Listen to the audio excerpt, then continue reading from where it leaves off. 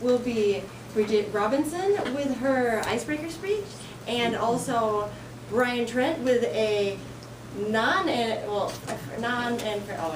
I was thinking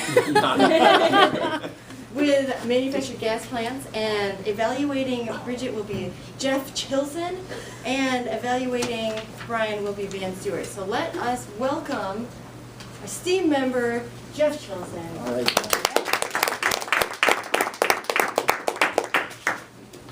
Thanks, fellow club members and all the new folks. This is a great chance to be here and witness the start of the infractious cycle of speaking. Because you get to see the first speech out of the Toastmasters manual, as well as a speech later on in more advanced stages of the manual. Usually you get up here and you talk a lot about the speaker, but today I'm going to introduce more of the audience, get the audience behind the speaker, because this is the icebreaker. This is the opportunity for a new club member to step out, stand here at the lectern, and share something about themselves. And it's always exciting for everybody, because as an audience, we get to give them our time, almost rather than the other way around.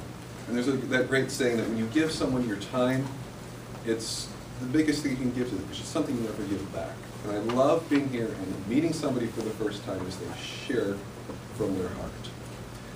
And speaking of awakenings, you're going to love this speech just from the title itself. So please give her a very warm welcome. Let her know she's among friends. Brigette Robinson with her speech, "Life's Too Short to Wear Boring Shoes."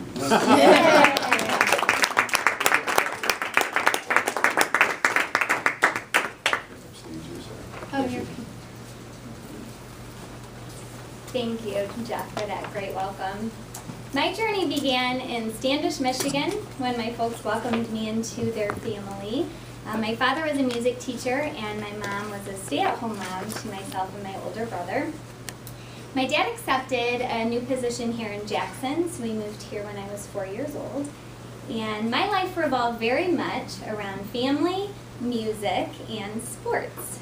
This is my first pair of kicks.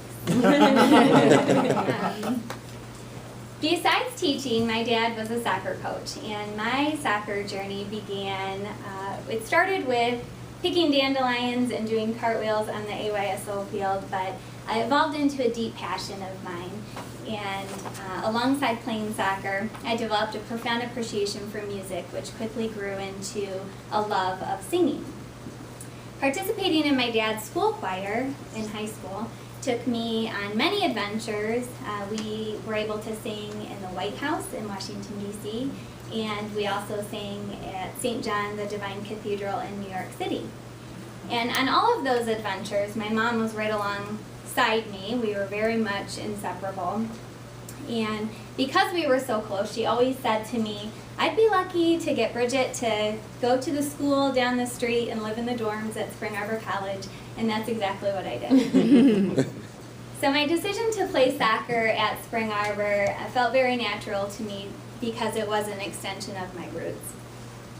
However, because I wasn't studying music, I was unable to participate in their vocal music programs, which did leave quite a void for me, as it was such a huge part of my life prior to that. I did end up switching majors and transferring to MSU during my third year, which was a big decision for me because it was really the first time that I had ever been truly away from home. And I remember the first day of class, I slipped on my sparkly sandals. They're not so sparkly anymore. And I headed out to my class. Little did I know that my class was literally on the very opposite side of campus, which was a much bigger campus than Spring Arbor. So after what was at least a 30-minute walk, I ended up with blisters on my feet, and I just wanted to go home. My mom encouraged me, hang in there a couple more weeks. Maybe things will turn around and you'll end up liking it up there. And I did. My decision to transfer to MSU really did change the trajectory of my future. Not only were my feet sore, but it was the first time in my life that I had really found my own independence. I found my roots again by refereeing intramural soccer while I was there, and I also was able to participate in MSU's jazz vocal ensemble. And everyone assumed I would attend college to become a teacher because both of my parents are. And believe me, after graduating with the least sought after degree of fashion designer, I wish I had. But taking the step to pursue something I was passionate about was important for me on my infectious journey. Needless to say, designer labels were not knocking at my door in Jackson, Michigan after graduation. So my focus turned towards raising my family. My shoes went from trendy sparkly sandals to slippers. And have you ever seen a worse pair of slippers? Motherhood is hard work. My husband and I had 5 children in 7 years. We were fortunate during that time for me to be able to stay at home while he worked. That and I would have had to have earned a surgeon's salary in order to afford daycare. But as the children got older, I began slowly making my way back into the workforce, mainly because I needed a break from changing diapers, scraping food off of my face, and doing hundreds of loads of laundry, and mainly because I needed some adult conversation. Over several years, I had a number of part-time jobs. I worked as a seamstress, putting my degree to good use at the buckle, as a substitute teacher, and as a team leader as well. But ultimately, like my shoes, I felt flat and unsatisfied with my professional future. Until I received a telephone call for an interview at Jackson College. I had applied for so many jobs at that time that I actually had to ask the HR director to send me the job description. But I finally got to wear my heels. Since hiring into Jackson College, I've held 3 different positions in 3 years, but I've loved absolutely every minute. I've gone from a customer service representative serving the students on the front line to a campaign coordinator to my current position, which is the Director of Alumni Relations. And although I've finally found success in my career, some of you might be worried that I wasn't able to find vocal music and soccer, or work vocal music and soccer into my life now that I'm a full-time working mother of 5.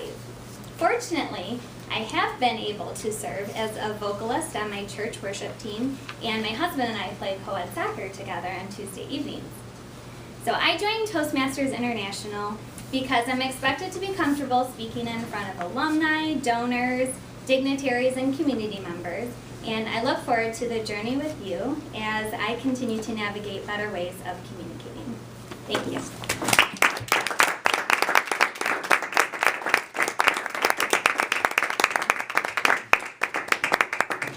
Thank you, Bridget. We need one